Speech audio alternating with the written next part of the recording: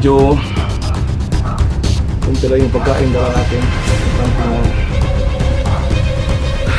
May panggas tayo ng kunti na kailangan. Siguro sana makaabot yung gas natin para sa location na kailangan.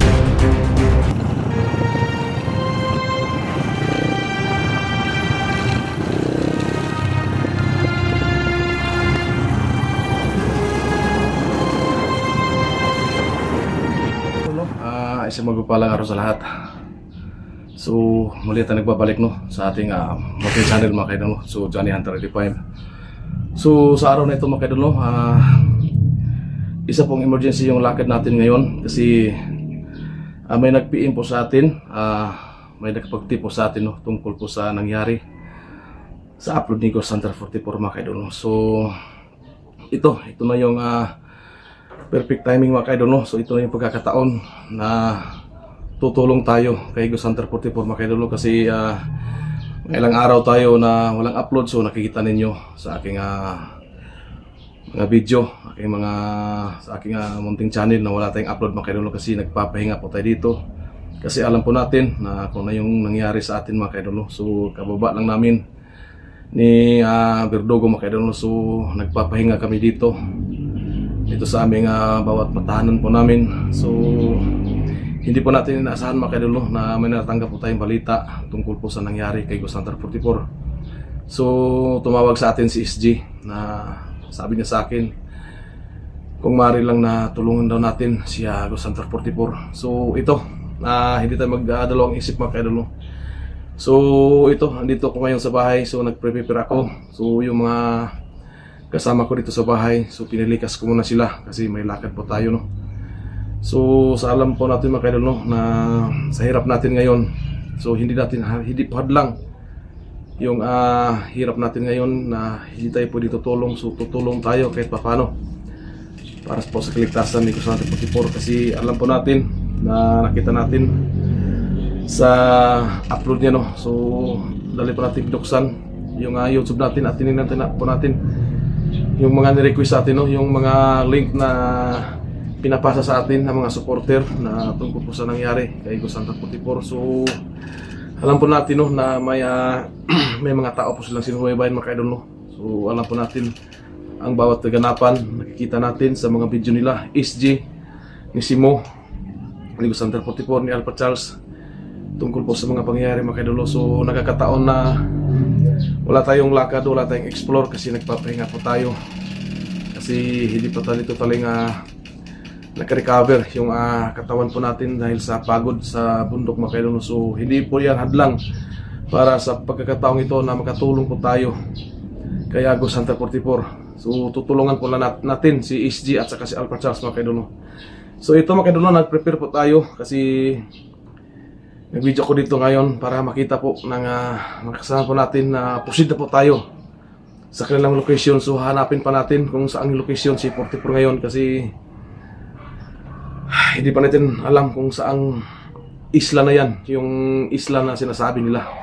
So pupuntahan po natin si SG, sana alam nila. So siguro ito na yung pagkakataon, ito na yung time na magsama kami nila SG at 44 Alpha Charles na hanapin natin si 44 mga kaidol. Sana ito na yung pagkakataon mga kaidol na magsama tayo, magkasama muli tayo So marami pong nare-request na sana po maging magsama ulit ang Team Amihan. So ito na yung pagkakataon mga kaidol. So magpe-prepare muna tayo mga kaidol. So kung tala yung madala natin, so yung madala natin yung mga damit lang siguro mga kaidol kasi talagang gipit po tayo ngayon. So wala tayong maraming madalang mga pagkain. So hindi po yung hadlang para hindi tayo makatulong sa kahirapan natin ngayon. Hindi yan hadlang para hindi tayo makatulong. So gagawin talaga natin lahat kahit anong hirap. Google lang tayo at pagsikapan po natin makatulong mga kaidol. So ito, mag-prepare muna ako mga kaidol.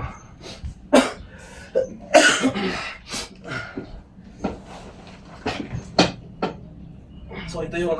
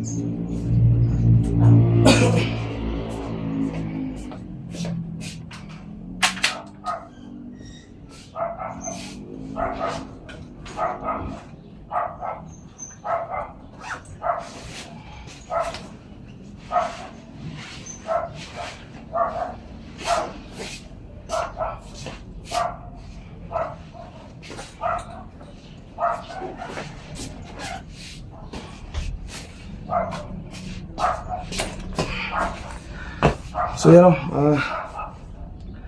medyo kunti lang yung pagkain dala natin. Importante na may panggas tayo na kunti mga idol. So sana makaabot yung gas natin papunta sa location mga idol. Kasi talagang gipit tayo ngayon, pero hindi yan hadlang yung kagipitan natin para hindi tayo makatulong mga idol. Kasi talagang kailangan talaga ng tulong sa pagkakataong ito si Ghost Hunter 44 mga idol. Kasi nakita natin na hindi talaga basta-basta yung mga taong sinusundan nila. Kasi hindi natin alam kung anong mga memorong tao na yan mga idol. Kasi nakita natin na namiktima sila ng bata. At ayon po sa ating nasagap nating balita, may nakapag-tip sa atin na tungkol po sa taong sinusundan nila, yung tinatawag nila na Juju mga idol. So hindi natin alam kung anong klaseng tao yan mga idol, kasi hindi natin alam kung ano yung kakayanan niya. Kailangan doble mag-ingat tayo dito. So sana po gabayan po tayo ng Panginoon. Sana ligtas po tayo makarating sa area. At may paya mga idol, pupunta tayo kay SG kasi nakapag-contact tayo sa kanya kung saan yung location. So hindi sigurado si SG mga idol. So gagawin talaga namin lahat para matunton namin yung area, yung location ni 44 ngayon. So chance ni SG mga idol, may kalayuan pa daw. So gagawin natin lahat. Hindi hadlang kung kahit kano kalayo man yung area na yan. Pagsikapan talaga natin makapunta para sa lalong madaling panahon ay ma-rescue po natin si 44, kasi hindi natin alam kung anong kakayanan ng mga taong nakahawak sa kanya, kung ano yung gagawin. Baka maging sana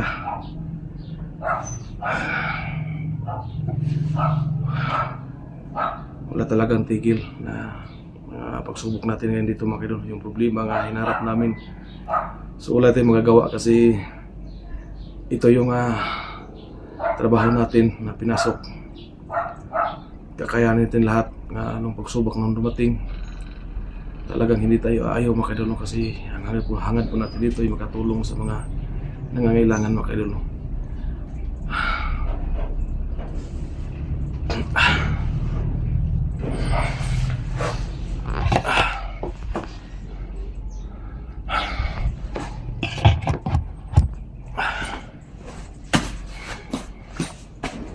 Kunti lang yung dala nating pagkain. So sana magkasya to. Sana hindi pa naubos yung pagkain natin. Sana makita na natin si 44 mga idol. Siguro yung pagkain dala natin hanggang mga sana hindi sa sigo sa pagkalang. Siguro ito hindi to abot ng 2 araw yung pagkain dala natin, kahit dahil kunti lang na biskuit lang yung dala natin, kasi yun ang kaya lang natin. Kasi talagang wala tayong income ngayon sa YouTube natin mga idol, kasi napakababa po ng views. So madalang po tayo na pag-upload, kasi nung nakarang araw, nakarang buwan, nakarang linggo, so talagang hindi natin kinaya ng ating katawan. So kailangan natin magpahinga muna. So ito na yung sanang umpisa ang pagpahinga natin, pero wala tayong magagawa kasi may kasamahan po tayo na kailangan ng tulong. So talaga hindi po natin pwedeng ayawan ito mga idol, kasi yung mga taong humawak sa kanya, may hawak sa kay 44 ngayon, hindi natin alam kung anong klaseng mga tao yan. So kailangan talagang ma-rescue natin at malaman natin kung anong klaseng mga tao yan mga idol. Baka marami pang maging biktima.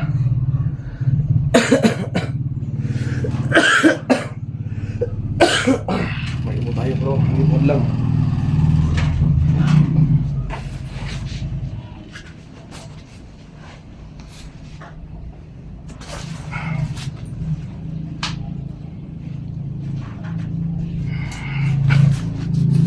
Gawin natin ngayon, pupunta tayo kay SG.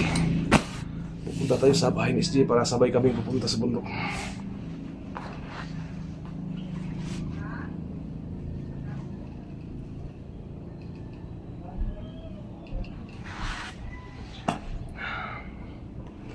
Kailangan kong ilikas yung pamilya ko, kasi hindi natin alam mga ilang araw tayo doon, kung kailan tayo makabalik dito.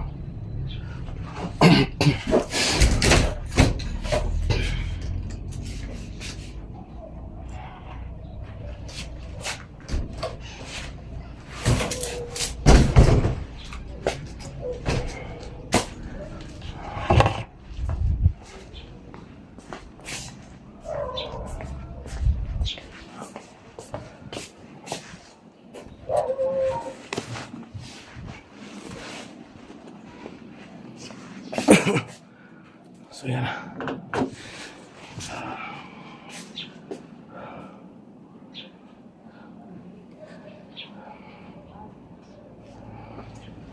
Ang ating patayin itong mga ilaw at isara natin yung bahay para naman sa sige. So sana po no, sa pag-alis ko ngayon sa bahay, sana magtagumpay po ako makapunta sa area para sa paghanap kay ko Center 44 mga kaidol. Sana